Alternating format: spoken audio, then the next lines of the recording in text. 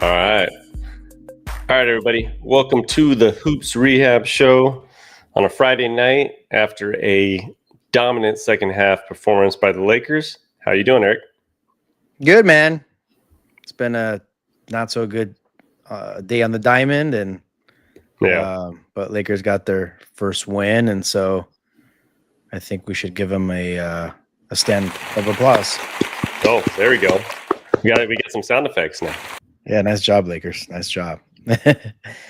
I do have my Dodgers shirt on. Yes, they got work today, but they'll be back. It'll be game 2 tomorrow, so they don't have anything else but not to think about it. So, got to handle business tomorrow. Yeah, may as well get their butt whooped instead of losing by a run or something. And I mean, you know how baseball is. It's every game is just so different, and so we'll see what happens. But anyways, for sure. All right, as always, everybody, I am the game injury doc, aka Dr. Evan Jeffries. On my right is Eric B. Mack. We are the host of the Hoops Rehab Show. You can find us at our YouTube page, the Hoops Rehab Show. Please hit that subscribe button. That's where we're putting up all our content. We have our live notifications for shows. So if you are watching live, please hop in that chat comment section and let us know your thoughts on the Lakers or anything in the NBA. But tonight specifically is a Lakers show. You can also find us at our Instagram, which is the Hoops Rehab Show. And the individual handles for us is Game Injury Doc and Eric B. Mack. So you can find us on all platforms. After the show, we'll be uploading the pod. So wherever you get your pod, please download that today. All right, Eric, you ready to get this thing cracking? Yep. Let's get it. So after coming off a, mediocre showing in game 1, kind of tough game against the Warriors. It's always like a feeler game, right? Game 1, you don't know what you're going to get. Happens in every sport, NFL, baseball, NBA. So going into game 2, you're looking for, can you make the right adjustments? Is JJ Redick that coach that can make those adjustments? What did you see, Eric?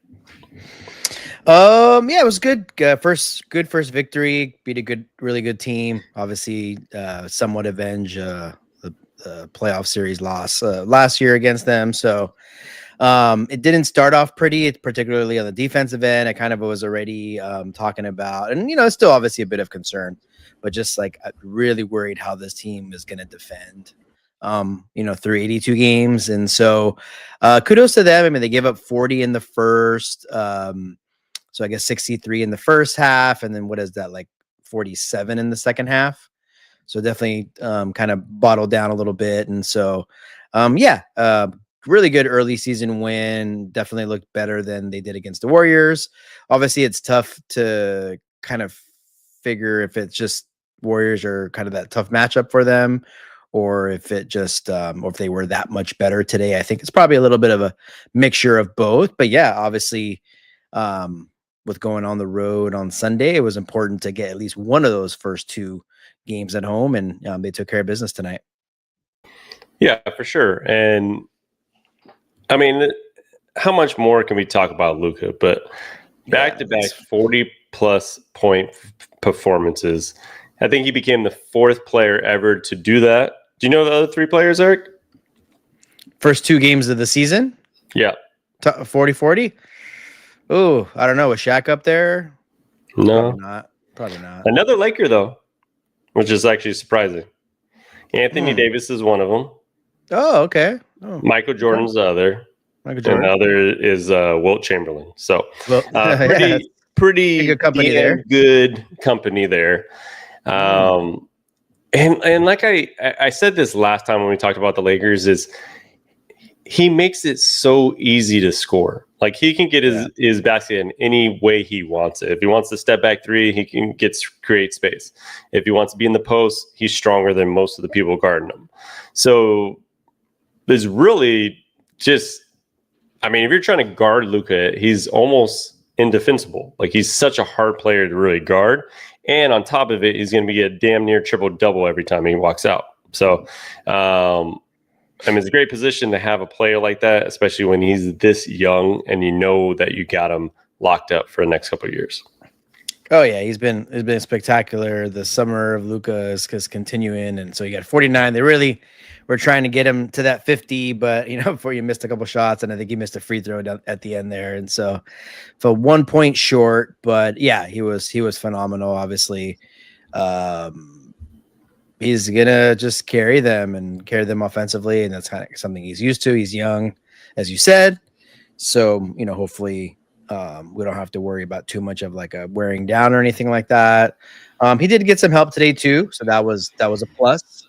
So even though he had like those stats, I felt it was definitely more of a kind of a combination effort, especially with Austin Reaves this one. And so, I mean, Austin Reaves had 26 last game, 25 this game. Yep. We talked about him averaging about 24, 25 this year, perhaps, especially without LeBron, and is kind of showing that he can do that too. So, whereas Austin goes, yeah, and we talked about it without LeBron the first 10 to 15 games or so. I mean, I thought in general Luka's going to average 33 to 35 on the season. It's just going to be one of those type of seasons where he can get the basket anytime he wants to, and without having LeBron on the roster for now, like I think he's just going to be averaging so much more during this period. And then Austin Reaves, just back-to-back games, right? 26 and 25. And to have that person be the Robin to basically Luka being the Batman is pretty damn amazing to have. And if they can kind of get it together, kind of get this rhythm, make sure they're playing great defense, you get to a point when you're 10 to 15 games in the season and you start to add Mr. Basketball, LeBron James. Lakers, we can be talking about something. That was LeBron tonight. So let's talk about Eric. Yeah, that's what because we talked about it last game.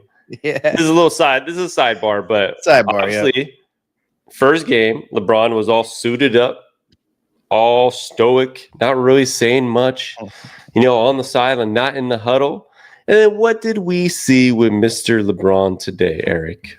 It was like either it just naturally happened, which I doubt, or he heard a few folks saying something, and it was like the exact opposite tonight. And so he was definitely involved and definitely excited. And I get it. Like when you're on the bench and you're injured, like sometimes you have more fun when you're obviously winning, and they were winning in the second half there. And so that could be part of it too. But LeBron was definitely more energetic, I guess could be the word, in the sideline or on the sideline. I mean, I would say complete 180, from Tuesday night. So LeBron from the Hoops Rehab Show, we'll give you our second applause. Thank you for being a good teammate tonight, and we appreciate that, and we need you to show that you want to be on this team and that you are ready to come back when you're healthy. Absolutely. Yeah. I mean, I think regardless of what happened tonight, we know what happened the other night. To go far or have a nice run would definitely need a healthy LeBron. So we'll see. Hopefully, we talked about it earlier in the summer. Hopefully they can just have a pretty decent record in the first, 14, 15 games. And then we'll see from there. Yeah. I mean, you had multiple players step up tonight, right? Like Rui, obviously we were talking about we need a lot from him, getting into the game 2, and he had 23, right? He was actually not just settling for 3-pointers. He was getting to the basket, got an and one, had a nice little dunk.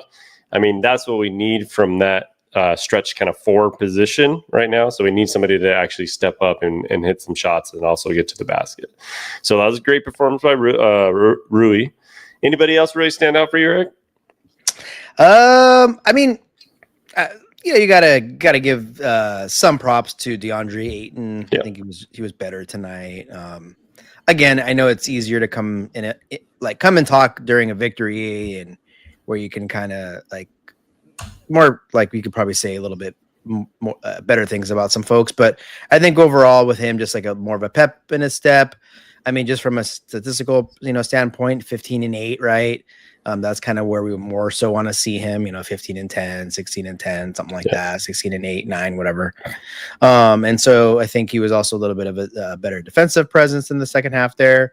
against those bigs that Minnesota has. So I do have to give somewhat of some kudos to him because he played definitely a lot better than game one. Yeah, and that's his average, right? The 15 and 9, 15 and 8, maybe, or actually, I think he gets 10 rebounds, so 15 and 10. But that's like his normal kind of average, and that's really what we can ask for him. Yeah. Anytime you can get from 15 to 20, that's a bonus, right? But I did like, because what we saw a lot in game one was a lot of pick and pop versus pick and roll. This time he was actually rolling to the basket, got hit by Luka on a couple of passes there for a dunk. Easy baskets like that, I think we need more of. Obviously, he can shoot from like that 15 to 17 foot kind of mark, but I need him to roll to the basket and act like a big guy sometimes. Oh, yeah. Yeah. I think they were talking about it on the show afterwards. Like, there's a couple like balls that bounced that just kind of landed in his hands and he was able to score. And sometimes when you are aggressive, you play well, you play right, just good things happen for you and the balls bounce your way. And so that was that kind of night for him. And I expect to have a lot of those nights from him, but we just hope that they're just more often, right, than not. That's what we have to see, kind of the consistencies from him, which has been something that's kind of plagued him in his career so far. So yeah, game two, I'll give him definitely a good, good showing tonight. For sure. Now, I wanted to get to somebody on Minnesota, and it's a guy that had, what do you have when he finished this off in the playoffs? 27 and 24, Mr. Rudy Gobert. Oh, yeah. Eric, do you know what he had tonight? I know. I was actually just looking at the stats because I wanted to see. I mean, I know it's a regular season. These guys didn't play like the crazy minutes that they normally would, but yes, I do see that. Big 2 points and big 2 points and 7 rebounds, and that is the difference of having a DeAndre Ayton, obviously having a big guy that can actually play the 5 position. And then, normally we'd have like Jackson Hayes if we needed him, but having Vanderbilt playing the 5 as your backup big was crucial tonight. And we'll kind of get into a little more details of that. But I like the job that DeAndre did, or just at least having that presence to not allow anybody like that. Because there ain't no way in hell Rudy Gobert should be getting 27 and 24 in a game against you. And if that ever happens again, we are not winning that game. Yeah, and it's not like he was doing it all series. It's just like that last game, especially, like I felt just hopeless. He was getting so many offensive rebounds. He was just dominating, and Lakers just really could do nothing against it. Yeah. And so, yeah, it's kind of nice. Obviously, having a little bit of length now, or big guy to kind of clog the paint a little for guys like that. But yeah, it's definitely refreshing. But I was gonna say, I mean, I know we talked a little bit about like kind of maybe from like a Minnesota standpoint. We talked a little bit off air about it, and so look, like I think you and I both expect Minnesota to have a really good season. Obviously, they got Edwards, same kind of more or less same kind of crew. But I was like thinking about it, like obviously with them losing Alexander Walker, it just feels like they probably going to need to pick up a piece or two in terms of depth. Or something. They ain't got nobody on that bench. Yeah, I'm like looking through the I mean, not that Ingles would be playing, but I'm looking at. So some of the bigger issues, right? So they moved Dante into the starting lineup, right? That's obviously not a surprising move because Mike Conley's in his 18th season, right? So you kind of know what you're getting out of Conley. So now you're bringing that guy, Mike Conley, who doesn't normally come off the bench. He's coming off the bench as trying to provide like a spark plug. And I think that's almost more difficult for him. Yeah. And Dante's kind of used to coming off the bench and providing that spark plug. So I think eventually they're either going to have to figure that role out, like if that kind of works for them or not, because they're going to need somebody that can come in and get buckets off the bench. Yeah, I could see if they kind of start have a slow start or maybe later in the year they're just not where they think they should be. I can see him just making a change. Because I just Connolly at his age, and I don't think he's like that like serviceable off the bench. I don't know. I mean, he usually when you're that age, and he still has a lot to give. Don't get me wrong. He's a smart player. He can make the right plays and probably hit some open threes and things like that. But yeah, I think that's his role, albeit probably still very limited minutes, would be in the starting lineup, just because then you'd have a DiVincenzo. It just makes that bench a little stronger. But obviously, we'll see. I mean, I don't know. Obviously, their best 5 players, that's where they probably feel that they want to start. That's probably why they're doing it. But yeah, unless some of the younger guys, maybe somebody steps up, or I mean, I can't really see them making big moves, but you never know, just for some depth. But yeah, just a thought that I didn't really realize until I watched them tonight, and I was kind of looking like at the box score and just kind of thinking about like, it's when we played them last year, it was like, damn, they got those few guys that are just tough off the bench, and that's just not quite there anymore. And so that's kind of what happens sometimes with certain teams, right? Where you got to pay a Julius Randle, right? You pay some of these guys, you got to trim some of the fat, and you lose. You don't get to you can't re-sign Alexander Walker, right? Somebody like that. And so I think that could potentially make a difference, at least kind of early on here. Yeah, and you gave Naz Reid a bunch of money as well, right? Too, so, right. And that's the only person really off their bench that's going to be really serviceable. Now, I know I think they had more faith in like a Terrence Shannon Jr. Like that's somebody that they felt that can play that Nicole Alexander Walker position. Now, you just don't know what you're getting at him. You saw a little bit what he did in the playoffs last year, and he looked pretty decent, especially against the Lakers. But you just don't know in a large sample size if he can be that guy. And I don't know necessarily what's going on with their top draft pick from last year, Rob Dillingham, but somehow he cannot beat out Mike Conley or anybody to get any minutes on this team. He barely played last year, and he's not even getting a look at this year so far. So somebody like that, you would think would be a player that you can actually have be serviceable. But, I'm not in the locker room, so I'm not really sure what's going on with that situation. Yeah, that's right. He was like the 8th pick, last year. And so, yeah, you would think it'd be he'd be next man up. And you see it like this. I mean, obviously Denver won a championship, but Denver had to do that, right? Kind of letting some guys Bruce Brown's back, but originally let him go. KCP, they had to let go, and they're trying to kind of make up for what those guys did with some younger guys that they drafted the last couple of years. And that's kind of the thought with your depth. And so it's not a bad idea. It's just, you just got to always hope that next crop of players that come in are as good as the ones that left. And that's not always going to be the case, or maybe it takes time. Maybe it takes a year, half a season. So we'll see. I think they'll be all right. They're obviously a really good team, but it will be something to look out for in terms of them, because that's what really, I think, was the difference last year, was just their depth off the bench. Yeah, for sure.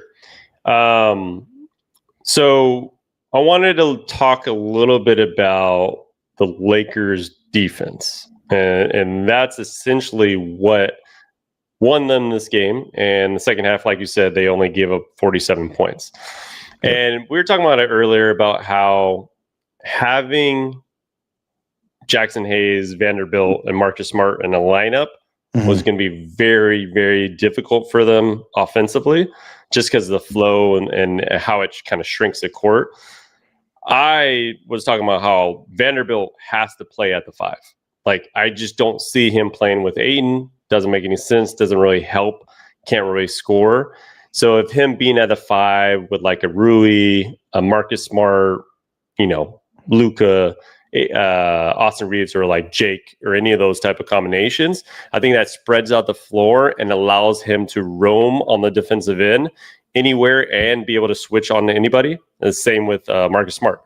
What were your thoughts kind of overall with that kind of lineup and what you saw in the second half? Because both Marcus Smart and Vanderbilt made huge impacts tonight. Yeah, I hope it's something that sticks. I know Jackson Hayes didn't play tonight, so I hope it just wasn't because of that or a byproduct of that.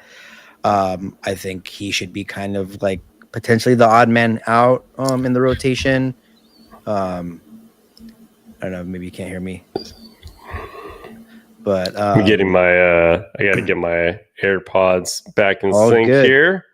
Yep. I'll just kind of go on, but yeah, I mean, like I said, I don't know if it's a byproduct of Jackson Hayes being out, but I hope the Lakers see that they kind of found something, and perhaps it's something that they go to more so.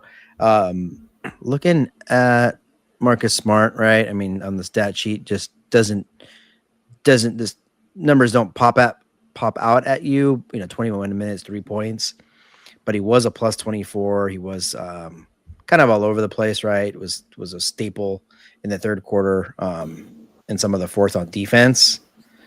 You hear me okay now? Yeah, we back. Yeah, I was just basically kind of saying, obviously Jackson Hayes was, I don't know if you heard me say that he was out tonight. So, yep. We're not too sure if it's a byproduct of him being out, but hopefully, not hopefully, but I mean, he could be like the odd man out in the rotation if you kind of go with just the Vando as a backup big. And then, obviously he's still going to pick up some minutes, but yeah, I was just saying Marcus Smart, his numbers didn't jump out at you, but he was a plus 24, played a lot of, great defense and things like that. So that's kind of what I was going over.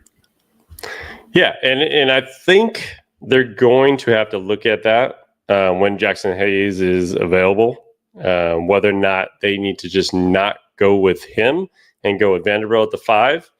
And then, obviously Aiden played his normal amount of minutes. I just think that they are going to flow better with him at the 5 versus, or they can play just Jackson Hayes at the 5 and not Vanderbilt. But I'm saying for Vanderbilt to get those minutes, I think it has to come at the 5. Yeah. I think the Vando provides the defensive efforts. And then Jackson Hayes, obviously, I think more for that lob threat and just putbacks and things like that. That's where he kind of relishes. So I guess it just depends. But yeah, we obviously know you can't have those two out there together, especially with those two and Smart. I mean, come on, we in the NBA, if you have a lineup like that, 4 or 5 minutes, it could really make or break your night. And so, it was good to see kind of a Vando bounce back. I mean, we know he's just not going to be anything offensively. It just is what it is at this point, But definitely. I saw him in the corner. Got a wide open 3, and I was like, "Oh, they no chance for that to go in there." But as long as he's playing with that energy, he's kind of getting in people's faces. Got in Rudy Gobert's face. I love that, but I just need him to get a little bit of offense going. That would just make his game a little bit better, but we can't have everything, right? So keeps the defense somewhat honest if he was a little bit of a presence. Yeah. I mean, it's like Marcus Smart. You're not going to get a huge amount of points from him. What do you have? 3 tonight. He only took 2 shots. So it's you know what you're going to get out of those guys. But that's what I'm saying. You can't have all 3 of those guys in a lineup where there's no points coming from it. And you can't expect Austin Reaves and Luka to just be them 2 only, right? Because then the strategy for defenses are just going to be just shut off those 2 guys and allow the other guys to beat you. Oh yeah. You can't have that. Even like I said, even if it's just for a few moments, you gotta kind of be smarter about the rotations and things like that. And so obviously you're gonna learn on the fly, and so we'll see kind of what happens there. But I was gonna kind of before we eventually sign off, didn't bring it up, but it looks like Luka is growing, and we didn't see anything out there today, right? No, I mean he looked like everything looked pretty normal.